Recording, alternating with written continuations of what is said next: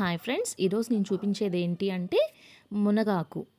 మునగాకు అంటే తెలియని వాళ్ళు ఉండరు. అన్ని ఆకుల్లో కల్లా కూడా ఇది చాలా మంచిదనమాట.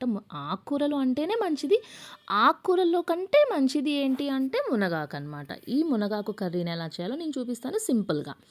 ఫస్ట్ పెసరపప్పు కానీ, కందిపప్పు కానీ కొంచెం వేసుకొని, ఆకు వేసుకొని కడిగేసి కుక్కర్‌లో పెట్టి ఒక 2 విజిల్స్ రానియండి. తర్వాత ఈ వాటర్‌ని ఇట్లా డ్రైన్ చేయండి.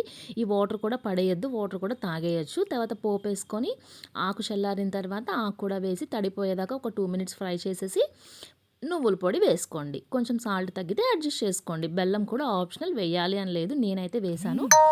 నేను నువ్వుల పొడి లేదు అనేసి పప్పుల పొడి వేశాననమాట.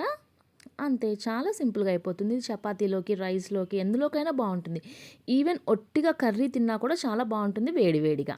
సో, అందరూ తప్పకుండా ట్రై చేయండి. దీని వాల్యూస్ తెలుసుకోండి. అప్పుడు ట్రై చేయండి. Thank you.